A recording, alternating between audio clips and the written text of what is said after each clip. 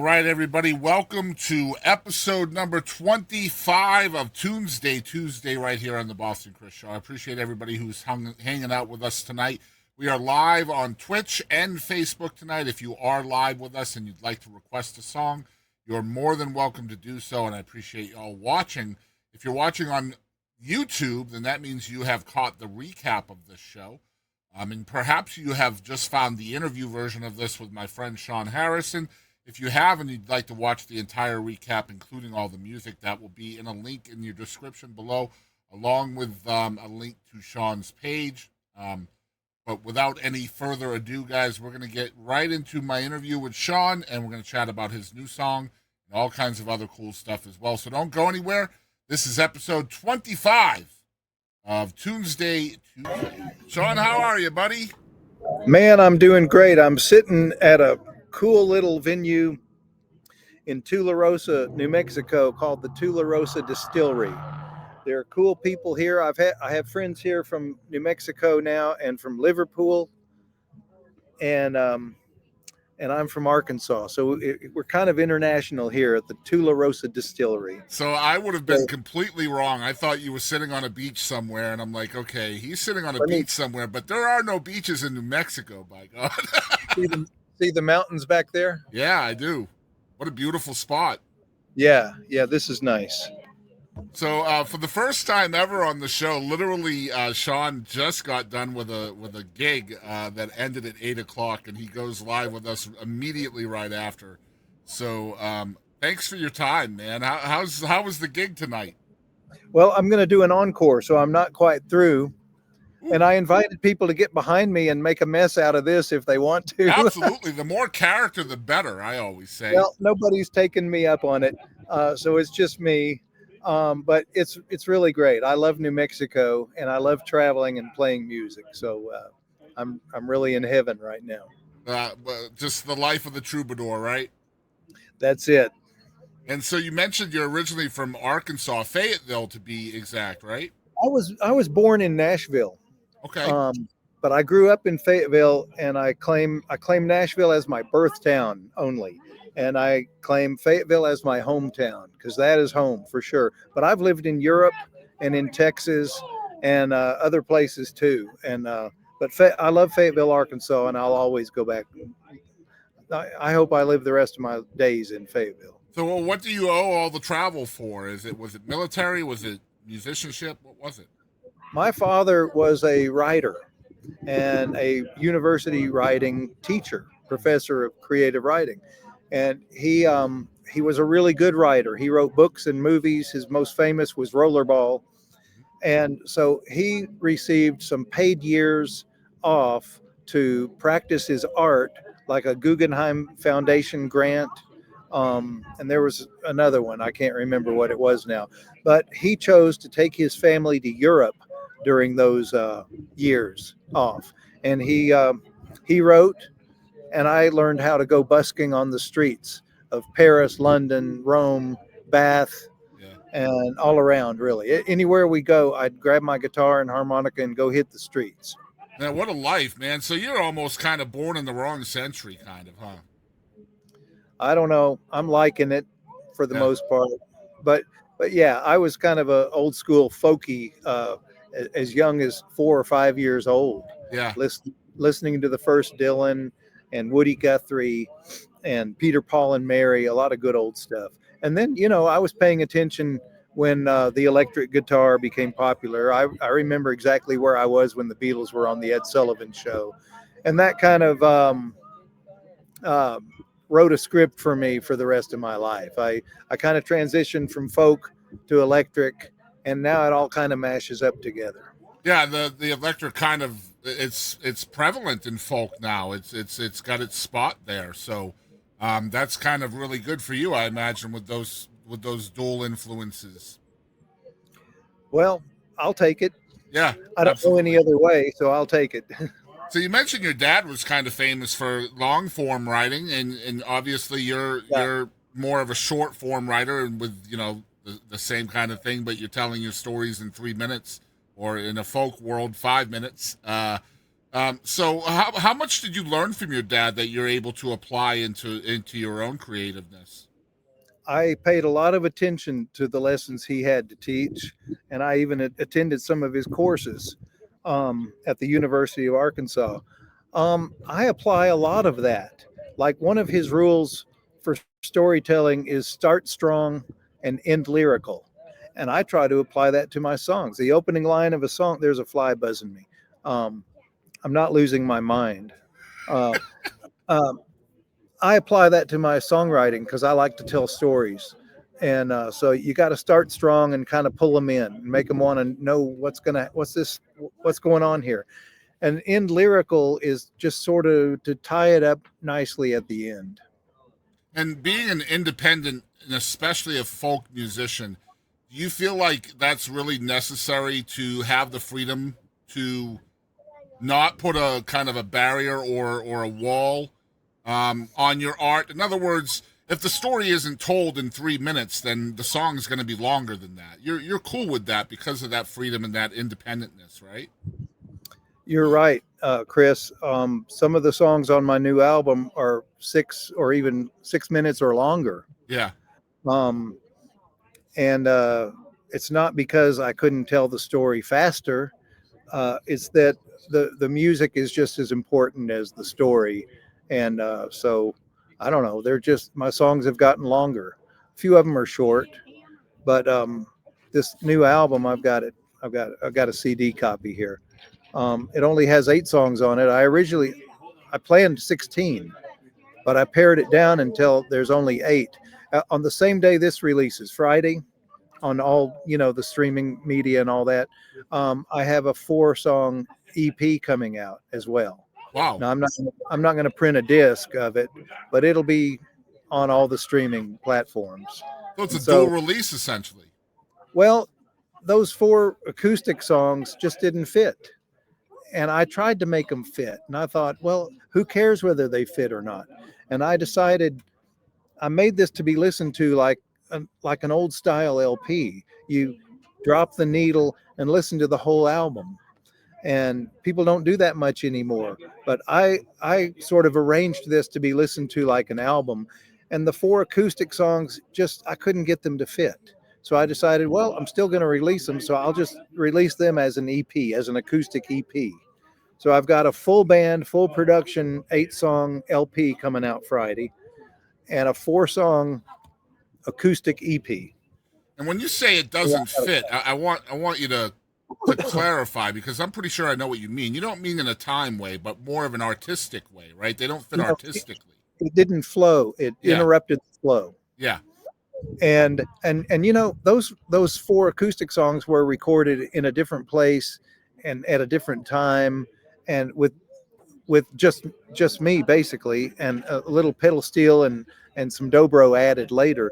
But they were recorded under different circumstances, and I think that's why I felt like they didn't fit. It would have been fine to put them on there, but I just decided they're probably better off on their own because they work together, but they don't work very well with the fully produced full band sound. I love to hear you say the word flow, because I feel like that's one of the things that's missing on today's musical landscape because of the way that everything is so instant. Like you have singles and lower song EPs. Like I've seen EPs with 2 or even 3 songs on it, which I think is ridiculous, but that flow is missing from the full record things that we grew up with, right? Like I'm thinking of the 80s. Like you listen to a record like Thriller from Michael Jackson, every song goes into the next song, and it's meant to be that way. That flow is kind of missing nowadays, isn't it? I think it is. And people they listen to singles and they make their own playlists of their favorite singles. And yeah, so and that's you said it better than I did, Chris. I want this album to flow, and these 8 songs go together. They belong together. The other 4, for whatever reason, even if it's in my head, didn't belong and interrupted the flow, so they're out. They have their own flow on their own EP. Yeah. Yeah, I'm kind of, my formative years were actually even in the 60s. I was just a kid. Yeah. like 5 years old when the Beatles came on, Ed Sullivan, and that changed everything for everybody, right? Mhm. And so, but up until that moment, and up until the electric guitar became so ubiquitous, I was kind of a Bob Dylan style folky because that's what I heard. That's what I was exposed to in my parents' home. Yeah. So all you can do is reflect back out whatever comes in, whatever you've heard.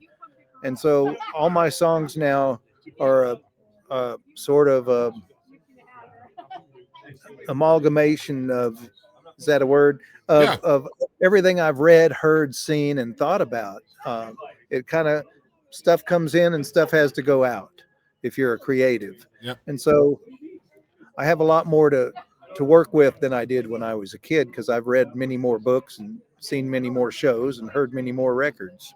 And how has the creativeness changed for you over the years, like that evolution process? Because we're always maturing, right? We're always learning to kind of own our craft. So how does that work for you? Well, I think that it's been a slow process, and sometimes you don't know it till you're looking back. Um, I learned to kind of slow down and be patient with the story and to utilize understatement instead of sort of in your face. Here's, and I would never want to get emotional. I might want to evoke some emotion from a listener, but if I express emotionally, that's not going to do it for them. It's Mhm. usually some understatement. Yeah, that's interesting. I love that. So like you're essentially looking for feel or emotion from your audience without kind of doing that yourself. Yes. Yeah, that's brilliant stuff, man. I love Well, that. and that's writing 101. Writing 101 in any form is write what you know, and um and show don't tell. Hmm. It's good stuff. So Yeah, those, we get those are cliches by now. yeah, so we got Sean Harrison here, who we have a mutual friend, Cliff Doyle, who made this happen, and Yeah. super happy, man. Cliff is such a champion for singer songwriters, and man, I've learned about so many cool artists like yourself through Cliff, and just such a blessing to have his friendship and be able to chat with folks like you, Sean. So we do have a segment here every week where we have our special guest choose and feature a song of their own that is not their song.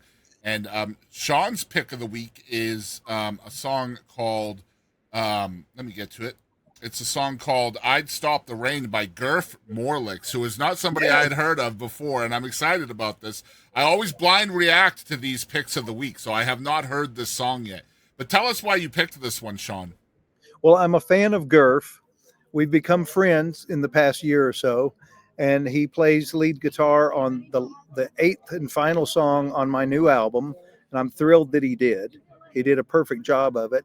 And so I've listened to a lot of Gerf. He produced Lucinda Williams, who I grew up with. Yeah. Um, he played with Warren Zevon. He's been around, and in his own music, he just he finds such unusual sounds and tones in keyboard, guitar, bass, and drums that it's like, well, it's music to my ears.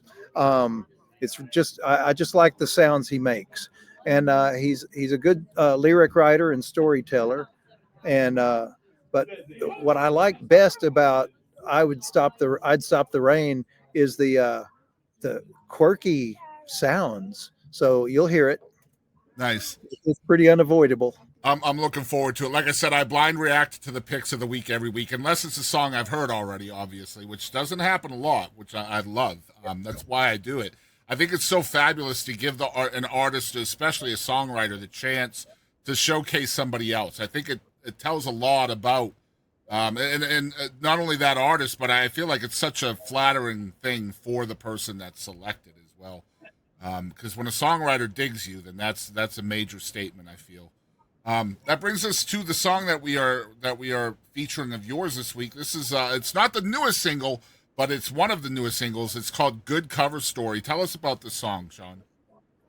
Um, it was influenced by my criminal mind. um, it's a criminal story. Yeah. It was influenced by one of my favorite all-time TV shows, Better Call Saul, based in Albuquerque. And here I am. I'm in Tularosa, New Mexico on tour, and I'll go either right through or right past Albuquerque tomorrow on my way to Santa Fe. And so I wanted to do something that had a real nice groove and beat because I had some good musicians working with me, and they could certainly achieve a groove. And it sort of fit with what I wanted to do with this album was a little less country and a little more Americana. So this one has a groove beat and a sort of dark story, a dark criminal story. None of my stuff's really autobiographical Yeah. completely. A little bit maybe. But I don't want to hold you up. Go ahead and let's play it and see what people think of it. Well, I love that, Sean. I appreciate you coming on with me. We're going to play it here in a minute, and I'll let you get back to your I'm going to have some water. It's very dry here. Yeah. I just wanted to give you one more chance to chat about Ghastly Love, let people know where they can find it, what platforms and stuff like that. And that's this Friday that it's coming out. I would like people to know that the best place to buy it that would help me is from my website. And it will be up on the website probably by tomorrow. If not tomorrow, then certainly in time for the big release date of Friday, April 25th. But you can find it anywhere. And people know they can hear music for free. It's on YouTube, it's on Spotify, Amazon, it's on all the streaming channels. And that depresses me a little bit, truth be told. I don't make anything from that. And I worked hard and spent a pretty significant amount of money making this record. So I hope people will come to my website, Sean Harrison Songs, and buy a CD. Yes. But, people don't listen to CDs much anymore either. But this is the best way to hear it straight through. And we'll make sure we put a link to to your link in the description below for your website. I'm also going to link it in the live chats right now for everybody. Thank you for that. Thank you for that. Of course, man. And Sean, thank you so much again for hanging out with us tonight. Definitely need to chat more in the future. Well, I would love to. Let's keep in touch. Absolutely. Get back to your show, and I appreciate you coming on, man. We'll get into the music now. Thank you, Chris. Take care. Right. Yep, bye-bye. All right, guys, we're going to get into the music. So excited to have Sean on here tonight. I want to remind everybody, if you are watching on YouTube, that the interview has ended. We're going to get into the music now, and if you want to see the music and you're not seeing it on YouTube, you can click the recap link in your description below.